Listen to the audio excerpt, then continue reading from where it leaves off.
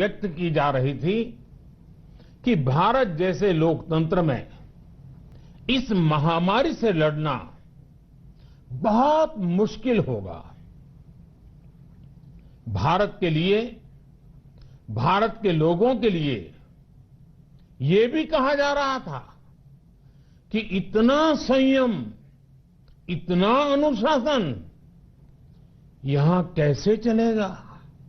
लेकिन हमारे लिए लोकतंत्र का मतलब है सबका साथ। सबको साथ लेकर देश ने सबको वैक्सीन, मुफ्त वैक्सीन का अभियान शुरू किया।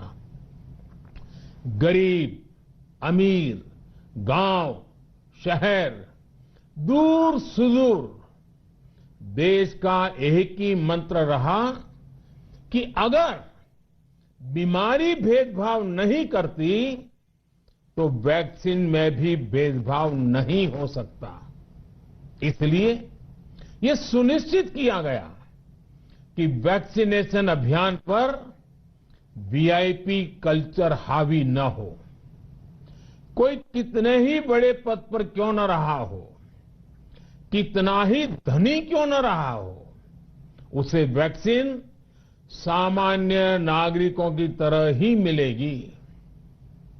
साथियों, हमारे देश के लिए ये भी कहा जा रहा था कि यहां ज्यादातर लोग टीका लगवाने के लिए आएंगे ही नहीं।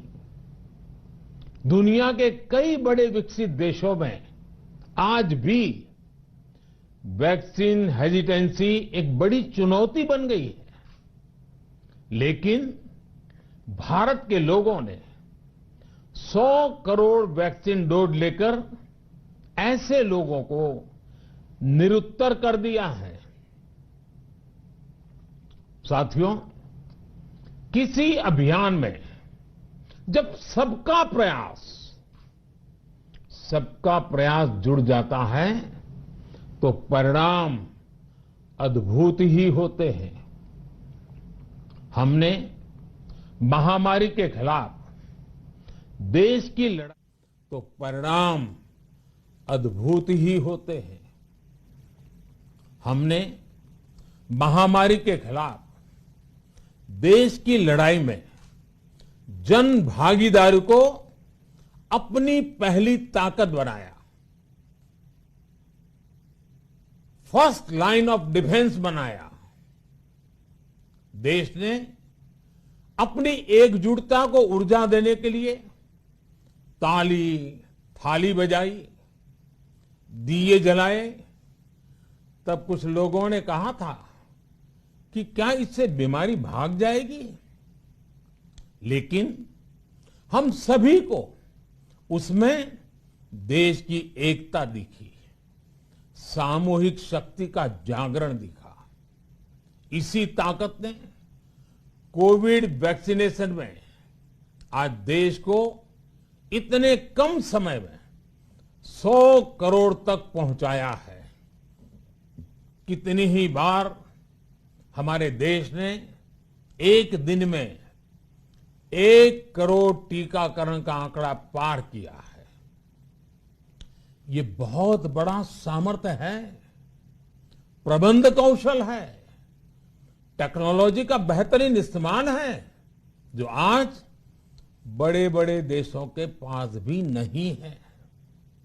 साथियों, भारत का पूरा वैक्सीनेशन प्रोग्राम विज्ञान की कोख में जन्मा है,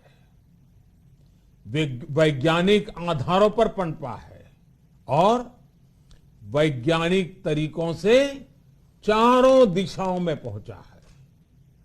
हम सभी के लिए गर्व करने की बात है कि भारत का पूरा vaccination programme science born, science driven और साइंस बेस्ड रहा है। वैक्सीन बनने से पहले और वैक्सीन लगने तक इस पूरे अभियान में हर जगह साइंस और साइंटिफिक अप्रोच शामिल रही है।